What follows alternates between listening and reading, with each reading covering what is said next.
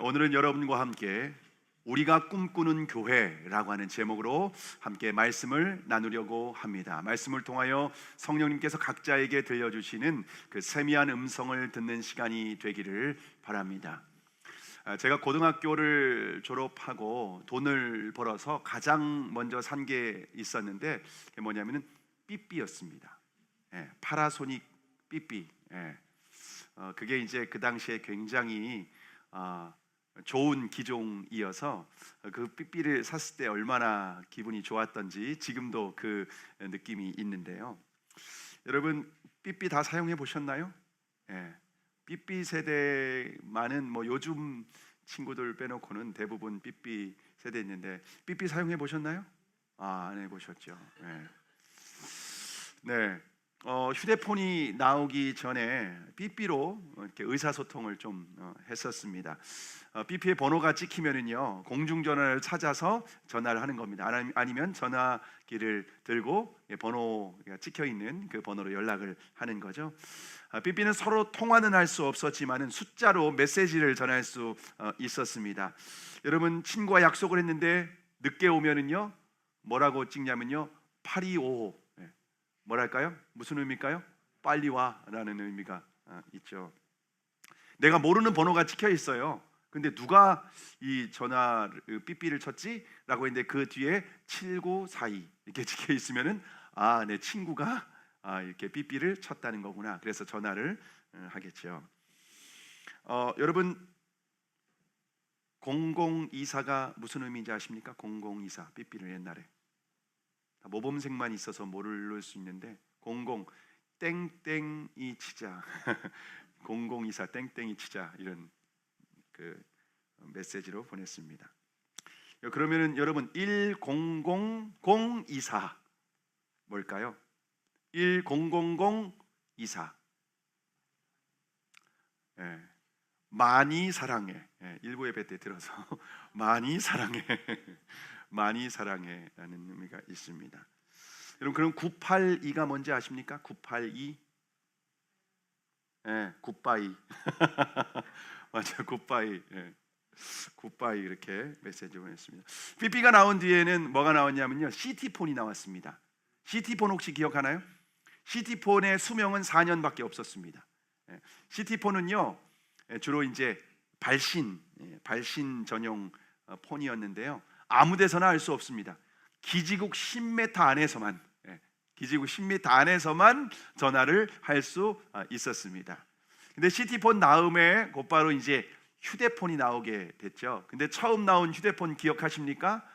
벽돌만한 크기의 엄청난 무게 그걸 가지고 지금 생각해 보면은요 그거를 주머니에 어디 넣고 다닌다는 것이 진짜 쉽지 않았었던 그런 폰이었습니다. 그래서 뭐 호신용이다 누구를 때려서 잡을 수 있는 호신용이다라고 하는 말도 있지 않았습니까?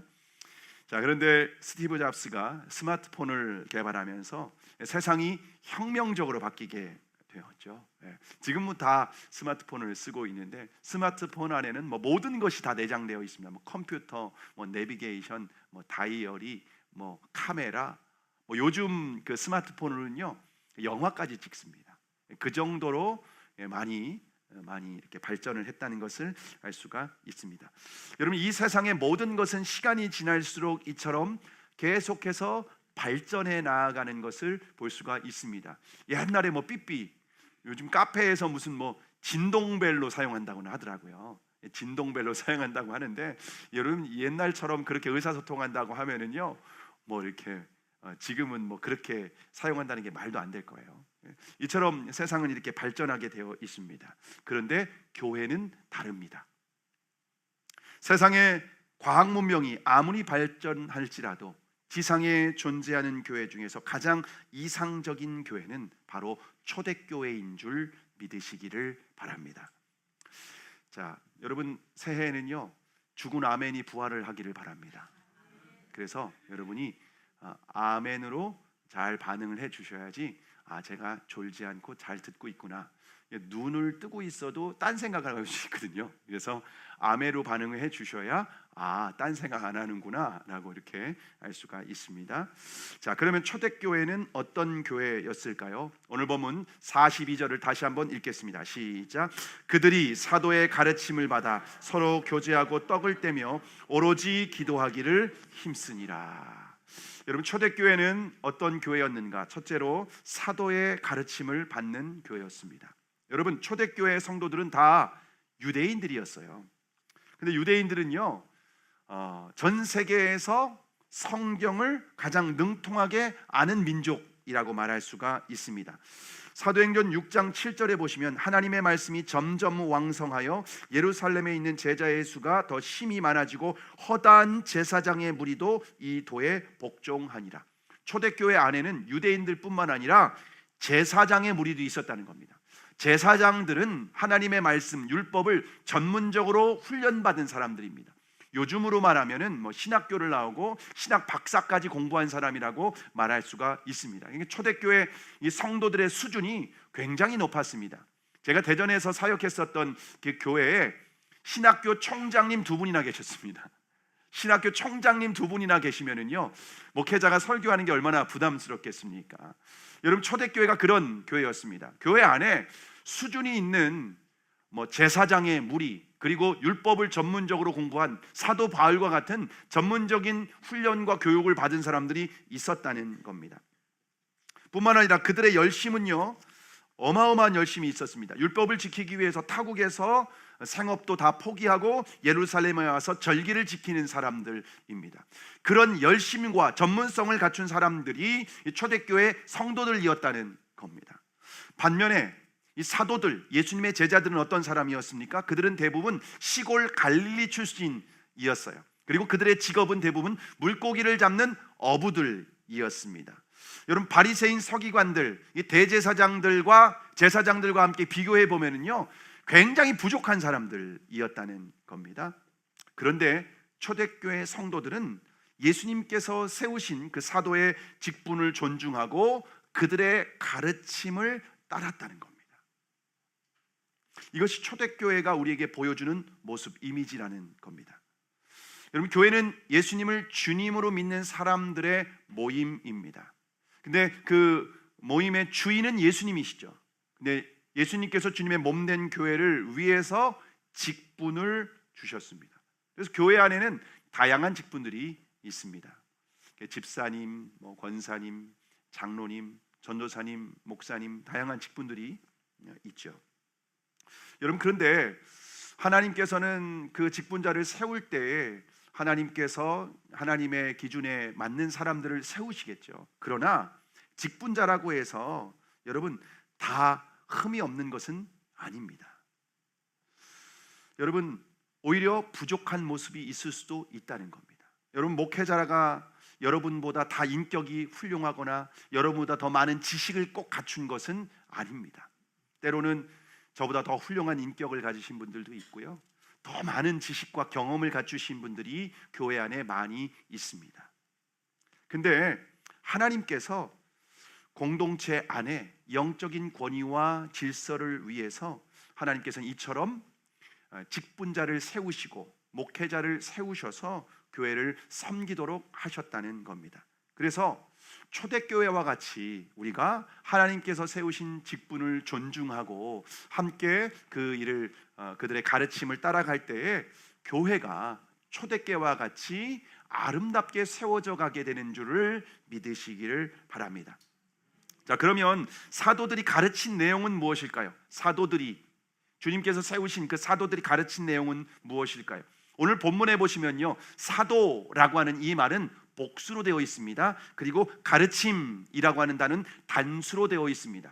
사도는 한 사람이 아니라 여러 사람, 예수님의 12 사도들이라고 말할 수가 있습니다. 그들이 예수님의 12 제자가 사도들이 되었는데요, 그들은 모두 지식과 배경이 다른 사람들입니다. 직업도 다르고요, 다 각각 다양한 사람들이라고 하는 겁니다. 그렇지만 그 다양한 사람들이었지만 그들은 오직 한 가지만 가르쳤다는 겁니다. 단수, 딱 한 가지만 가르쳤다는 겁니다. 그들이 가르친 건 뭘까요? 그들이 가르친 건 오직 예수 그리스도를 가르친 거예요. 3년 반 동안 예수님과 함께 동행하며 보고 배운 내가 아는 예수님, 그 예수님, 사도들이, 제자들이 같이 예수님을 보고 경험하고 예수님과 함께 먹고 예수님과 함께 마시고 예수님의 말씀을 들은 그 예수님을 가르쳤던 거예요. 그럼 목회자는 자신의 철학이나 지식과 경험을 가르치는 사람이 아니라 오직 예수 그리스도를 전하고 예수 그리스도를 선포하는 사람이라는 겁니다. 교회에 세워진 리더들, 교회에 세워진 직분자들은 그리스도를 증거하는 사람들, 그리스도를 드러내는 사람들이라는 거예요. 여러분, 교회는 예수 그리스도를 전하는 것이고, 교회는 예수 그리스도를 가르칠 때에 그 가르침에 순종하고 권위에 복종하고 따를 때에 초대교회와 같이 아름다운 교회가 되는 줄 믿으시기를 바랍니다. 둘째로 초대교회는 어떤 교회였는가? 초대교회는 떡을 떼며 교제하는 교회였습니다. 떡을 떼며 교제하는 교회였습니다. 교회는 예수님을 주님으로 믿는 성도들의 모임이라고 말씀을 드렸습니다. 그러다 보니까 교회 안에서는요, 사람들이 함께 모여 있다 보니까 교제가 참 중요합니다. 교회 안에서 교제는요 너무나도 중요한 기능입니다. 그런데 초대교회 성도들이 그래서 모일 때마다 떡을 뗐대요. 떡을. 근데 여기에서 떡을 뗐다는 말이 무슨 의미인지 아십니까? 떡을 뗐다는 말은 뭐 떡도 하고 밥도 하고 뭐 전도 하고 그러면서 같이 빵을 먹으면서 배부르게 음식을 먹었다는 의미가 아니라, 여기에서 떡을 뗐다라고 하는 말은 예수님의 살과 피를 상징하는 성만찬을 했다는 겁니다. 모일 때마다 예수님을 성만찬을 함께 행했다는 겁니다. 여러분, 결국 초대교회 성도들은 교제를 하는데 예수님을 중심으로 교제를 했다는 거예요. 여러분, 이것이 중요합니다. 우리가 함께 교회에 모여서 함께 교제를 나눕니다. 근데 그 교제의 중심이 예수 그리스도가 아니라 세상의 교제라면요, 세상 사람들과 같이 수다 떨고 세상에 있었던 일, 지난밤에 본 드라마, 그리고 요즘 있는 정치 뭐 이런 얘기들을 하는 모임이라고 하면은요, 여러분, 영적인 공급을 받는 것이 아니라 오히려 소진이 됩니다. 또 누군가는 상처를 받습니다. 왜냐하면 정치 얘기하다 보면은요, 보수가 있으면 진보가 있습니다. 보수가 막 진보 문제라고 하면 진보적인 성향을 가진 사람은 거기에 상처받는 거예요. 여러분, 우리의 교제의 중심에는 예수 그리스도가 있어야 됩니다. 예수 그리스도와 동행하면서 예수님을 믿고 예수님을 따라가고 말씀에 순종하는 삶 가운데 내가 경험한 삶을 나누는 거예요. 근데 자신의 성공이 아니라 실패, 연약함을 나누는 거예요. 강함이 아니라 약함을 나누는 겁니다. 왜냐하면 자신의 약함을 나눌 때에 그리스도가 높임을 받으시기 때문에 그렇습니다. 그리고 공동체의 지체들은 지체의 성도의 연약함을 들으면은요, 그 연약함을 비난하고 정죄하는 것이 아니라, 험담하는 것이 아니라 함께 중보하고 기도하는 겁니다. 여러분, 그러려면은 우리가 중요한 것은 세상에서 내가 어떤 사람이다, 어떤 위치에 있다, 사회적으로 내가 어떤 사람이다, 여러분, 이런 것을 다 내려놔야 됩니다. 회사에서는 내가 아무리 대표이사라 할지라도 교회 안에서는 모두 다 동등한 성도라는 겁니다. 초대교회 안에는 주인도 있었고 종도 있었어요. 그런데 교회 안에서는, 초대교회 안에서는 주인과 종이 그리스도 안에서 동등한 하나님의 자녀였습니다. 형제 자매였다는 겁니다. 이처럼 사회적 신분과 지위, 나의 어떤 세상적인 이런 것들을 내려놓고 그리스도 안에서 친밀하게 교제할 때에 풍성함을 누리게 되는 줄 믿으시기를 바랍니다. 제가 대전에서 사역했었던 교회 바로 옆에 대전신학교가 있었는데요, 그 학교에 가면은요, 로비에 이자익과 조삼덕의 아름다운 그 스토리가 기록되어 있습니다. 이자익은 어릴 때부터 부모님을 잃고 고아로 자라게 됩니다. 그리고 17살에 조삼덕 씨 집에 머슴으로 들어가게 됩니다. 그런데 하나님의 은혜로 이 조삼덕과 이자익이 같이 선교사님이 전하는 복음을 듣고 예수님을 믿게 되었습니다. 그래서 예수님을 영접하고 교회에서 한날 한시에 침례를 받게 됩니다. 물론 집주인과 종의 신분은 여전히, 머슴의 신분은 여전히 유지되고 있는 상태였습니다. 그리고 시간이 지난 후에 두 사람이 교회에서 모두 영수가 되었습니다. 이 영수가 바로 집사입니다. 요즘으로 집사가 되었다는 겁니다. 그리고 집사로 충성스럽게 섬겨서 장로로 두 사람을 중에서 한 명을 선출하는 투표의 후보자로 올라가게 됩니다. 이게 집주인 조삼덕과 그리고 머슴 이자익이 장로 투표의 후보자가 되었는데 둘 중에 한 명만 투표하는 상황이 되었습니다. 근데 이 투표에서 누가 장로로 피택이 되었는가? 집주인이었던 조삼덕은 떨어지고 머슴이었던 이자익이 장로로 선출이 됩니다. 여러분, 교회가 그것이 딱 발표되는 순간, 투표한 게 딱 공개된 순간 긴장을 했어요. 와, 이제 어떻게 하지? 집주인 조삼덕이 어떻게 할까? 어떻게 말할까? 화가 나고 이거 다 무효야, 파토야, 뭐 이렇게. 근데 집주인이었던 조삼덕이 앞으로 나가서 성도들에게 이렇게 말합니다. 이 결정은 하나님이 내리신 결정입니다. 우리 금산교회 교인들은 참으로 훌륭한 일을 해냈습니다. 저희 집에서 일하는 이자익 영수는 저보다 신앙의 열의가 대단합니다. 나는 교회의 결정에 순종하고 이자익 장로를 받들어 열심히 교회를 섬기겠습니다. 이 말을 들은 금산교회 성도들은 조삼덕 영수에게 큰 박수를 보냈다고 합니다. 실제로 조삼덕은 자기보다 9살이나 어린 이자익, 자기 집의 머슴이죠, 이자익 장로가 설교할 때는 제일 앞자리에 앉아서 말씀을 듣고 은혜를 받았습니다. 뿐만 아니라 이 집주인이었던 조삼덕은 머슴 이자익을 신학교에 보내고 물질과 모든 필요한 것을 적극적으로 지원해 줍니다. 그리고 이 이자익은 나중에 목사가 되었는데 그 교회의 담임 목사로 부임하게 됩니다. 굉장히 감동적이지 않습니까? 그리고 이자익 목사는 장로교 총회장을 3번이나 역임하게 되고 20여 개 이상의 교회를 개척하였습니다. 그리고 이자익 목사는 노년에 대전신학교를 설립하고 그 학교의 초대 교장이셨습니다.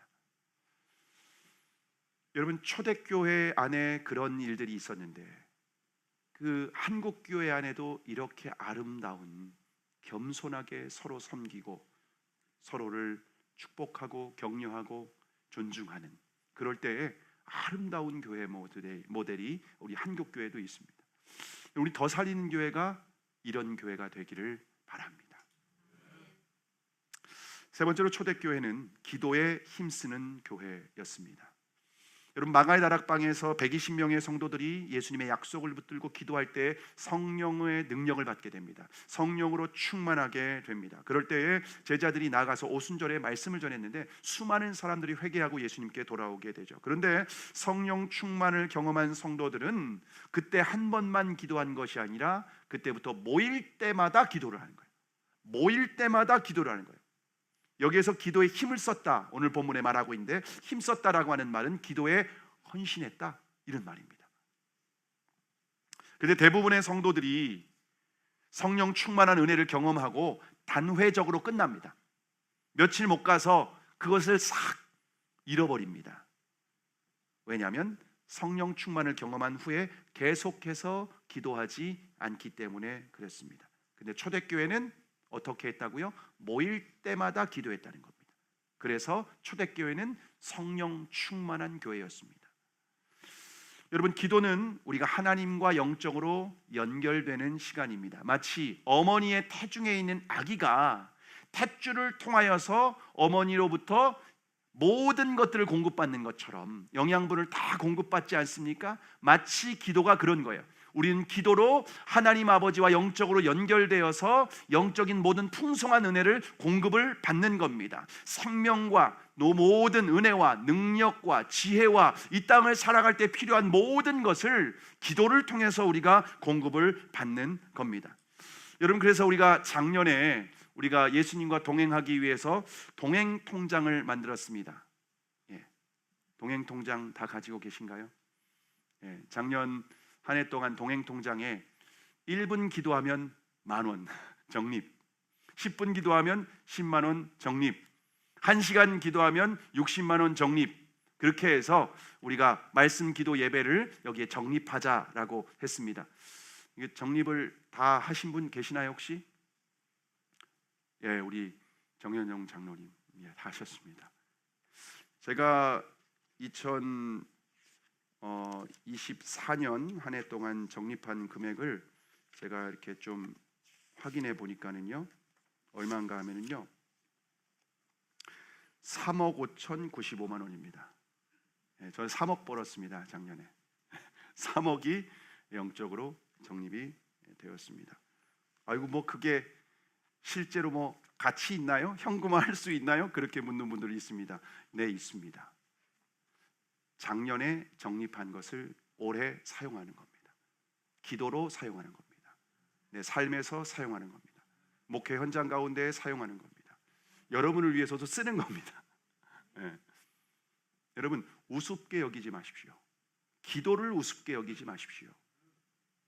주님은 전능하신 분이시고 살아계신 하나님이신데 기도는 사라지지 않습니다.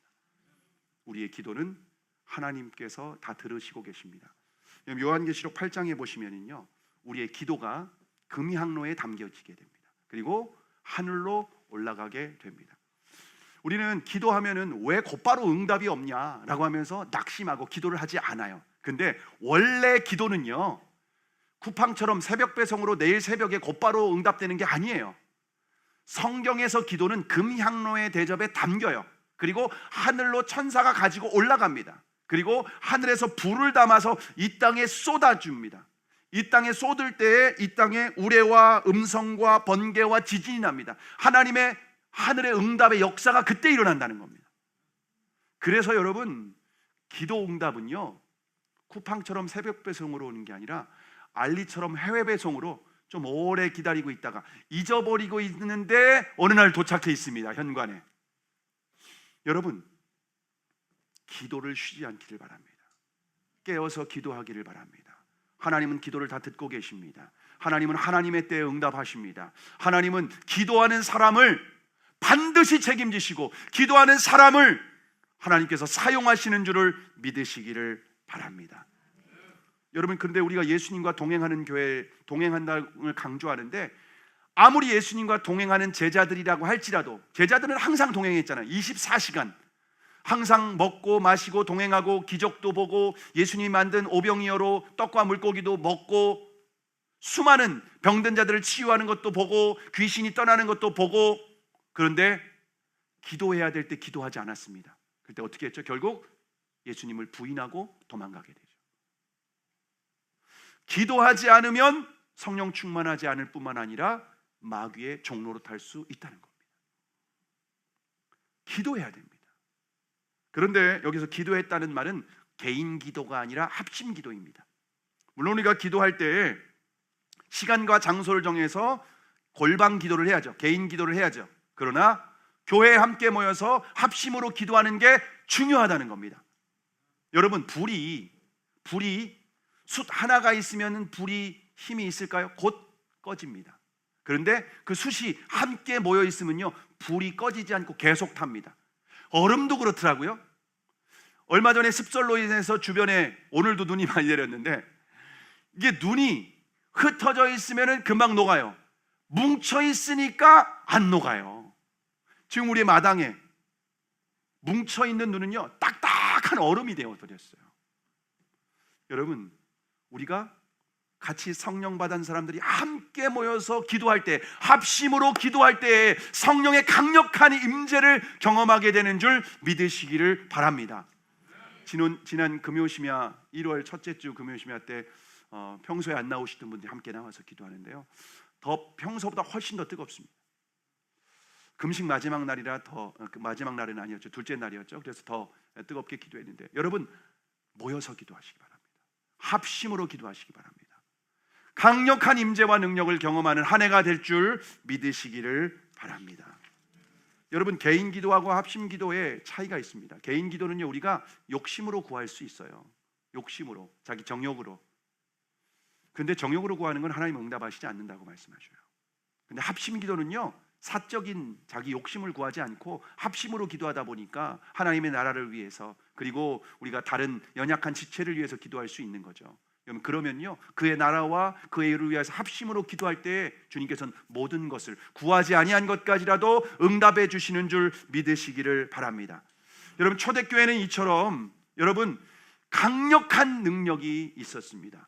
사도의 가르침을 받았습니다. 그리스도 중심으로 교제를 했습니다. 모일 때마다 오로지 기도에 힘썼습니다. 여러분, 그럴 때 성령님께서 그 공동체 가운데 폭포수와 같은 은혜를 베풀어 주신 줄 믿으시기를 바랍니다. 여러분, 그럴 때 초대교회 안에 놀라운 역사가 있었어요. 여러분, 초대교회 안에 이처럼 할 때 어떤 역사가 있었는가? 사도행전 2장 43절에서 47절까지의 말씀을 함께 읽겠습니다. 시작. 사람마다 두려워하는데 사도들로 말미암아 기사와 표적이 많이 나타나니 믿는 사람이 다 함께 있어 모든 물건을 서로 통용하고 또 재산과 소유를 팔아 각 사람의 필요를 따라 나눠주며 날마다 마음을 같이하여 성전에 모이기를 힘쓰고 집에서 떡을 떼며 기쁨과 순전한 마음으로 음식을 먹고 하나님을 찬미하며 또 온 백성에게 칭송을 받으니 주께서 구원받는 사람을 날마다 더하게 하십니다. 초대교회 안에 하나님 나라가 임하게 된 거예요. 하나님 나라가 임하게 되었습니다. 여러분, 2025년 더 살리는 교회의 핵심 사역은 목장입니다. 소그룹 사역입니다.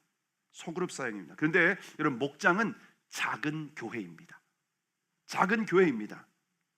여러분이 목자를 중심으로 초대교회와 같이 목장을 세워야 됩니다. 목장이 모일 때 예수님의 이름으로 모이는 거예요. 예수 그리스도의 복음이 목장의 기초가 되어야 됩니다. 뿐만 아니라 예수 그리스도와 동행하는 자신의 삶을 나누는 겁니다. 지식이 아니라 삶을 나누는 거예요. 그게 교제라는 겁니다. 뿐만 아니라 서로의 기도 제목을 가지고 연합하여 기도하는 겁니다. 그렇게 두세 사람, 많지 않아요. 우리 각자의 목장이 좀 많이 모일 때는 5명, 6명 모일 수도 있지만 두세 사람으로 목장이 모일 때가 있습니다. 그때 어떤 역사가 일어날까요? 마태복음 18장 20절의 말씀입니다. 함께 읽습니다. 시작. 두세 사람이 내 이름으로 모인 곳에는 나도 그들 중에 있느니라. 여러분, 세상 사람들이 볼 때 별 볼 일 없는 모임 같아요. 모여서 그냥 예수님 얘기만 해요. 모여서 뭐 생산적이거나 발전적인 얘기를 하는 것도 아닌 것 같습니다. 그런데 그 가운데 누가 함께 한다고 말씀하십니까? 나도 그들 중에 있느니라. 여기에서 내가 누굽니까? 예수님이십니다. 하늘과 땅의 모든 권세를 가지신 그 예수님께서 두세 사람이 모인, 세상 사람들이 볼 때 초라하고 보잘것없는 모임 같지만 그곳에 예수님이 함께 하시는 줄 믿으시기를 바랍니다. 그래서 초대교회 가운데에서는 하나님 나라가 임했다는 겁니다. 예수님이 임하면 그 자리가 하나님 나라가 되는 겁니다. 우리가 다 예수님과 동행하죠. 예수님 영접한 사람들은 다 예수님이 함께 있죠. 그런데 예수님이 두세 사람의 이름으로 모인 그곳에 함께 한다는 것은 강력한 능력으로 역사하겠다는 겁니다. 그렇기 때문에 그 모임에서 함께 기도하면 주님이 들으시고 응답하시겠다는 겁니다. 이 세상을 살아갈 때 우리가 우리의 힘과 능력과 지혜로 할 수 없는 일들이 얼마나 많이 있는지 모릅니다. 여러분의 힘과 지혜와 능력으로 이 세상 힘든 거 없이 지금까지 살아오셨죠? 어릴 때, 유치원 때 세상이 힘든지도 모르고 소풍처럼 아무 일 없이 즐겁게 노래 부르고 갔다가 돌아오는 거라고 생각했는데 세상은 만만치 않죠. 세상에 예측하지 못한 일, 개인과 가정, 자녀, 삶에 얼마나 많은 어려움과 고난들이 있습니까? 내 힘으로 감당할 수 없는 일들, 우리의 인생의 한계 상황들이 있습니다. 하나님 그걸 허락하셔요. 왜 그래요? 하나님을 바라보라고, 하나님께 기도하라고, 하나님을 나오라고. 그러면 하나님은 두세 사람이 모여서 주님의 이름으로 모여서 우리가 기도하는 그곳에 임재하셔서 우리의 기도를 들으시고 응답하실 뿐만 아니라 역사하시는 줄을 믿으시기를 바랍니다. 목장 모임은 수다 떠는 모임이 아니에요. 여러분, 만약 두세 사람이 모였는데 정치 얘기만 한다고 하면은요, 누가 보수냐 진보냐, 대통령 탄핵이 어떻게 될 것 같냐, 뭐 이런 얘기만 하는 거예요. 모여서 여자분들은 다이어트 얘기만 하는 거예요. 나 쪘지, 나 지난주에 좀 많이 먹었는데 많이 쪘지. 아유 괜찮아, 보기 좋은데 뭐. 지난주에 만보 걸었어. 운동 얘기만 하고 건강 얘기만 하고 다이어트 얘기만 하고 그리고 뭐 얼굴 시술 얘기만 하고 화장 잘 받았다 이런 얘기만 하고 드라마 얘기만 하고 때로는 다른 성도 험담만 하고. 그러면 예수님께서 그 자리에 임재하고 싶으실까요? 임재하셨다가도 떠나고 싶지 않겠습니까? 우리 모임, 교회 공동체, 목장, 우리 소그룹의 기초는 예수 그리스도의 복음입니다. 그리고 예수님을 중심으로 나의 삶을 나누는 겁니다. 나의 부족함, 연약함도 함께 나누는 겁니다. 그리고 함께 연합하여 함께 나누고 기도하는 겁니다. 왜? 그곳에 예수님이 임재하시니까, 그곳에 예수님이 함께 하시니까. 예수님이 응답하시면 그곳이 하나님 나라가 되는 거예요. 근데 여러분, 교회가 이렇게 하나님 나라를 경험하는 게 왜 중요한지 아십니까? 교회에서 이처럼 하나님 나라, 예수님의 임재를 경험한 사람들이 그 은혜를 가지고 가정을 하나님 나라로 세우는 겁니다. 그래서 교회가 중요합니다.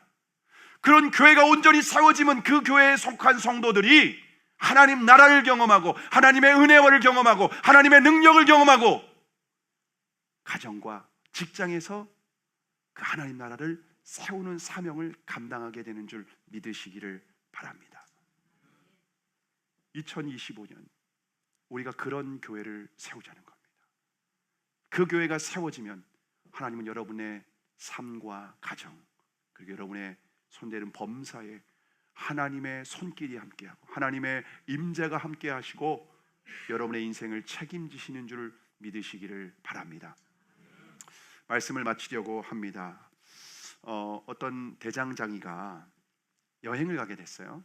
여행을 가면서 제자를 불렀습니다. 그리고 제자에게 말구, 편자를 맡겨주면서 이 편자를, 똑같은 편자를 100개를 만들라고 하는 이 지시를 맡겼습니다. 이제 제자는 이제 스승이 맡겨준 이 편자를 가지고 이제 100개를 짜기 시작을 하는 겁니다. 그리고 여행을 마치고 스승이 돌아왔습니다. 그래서 이제 편자 어떻게 만들었는지 가져와 보라고 했는데, 문제는 뭐냐면요, 모양과 크기가 다 다른 거예요.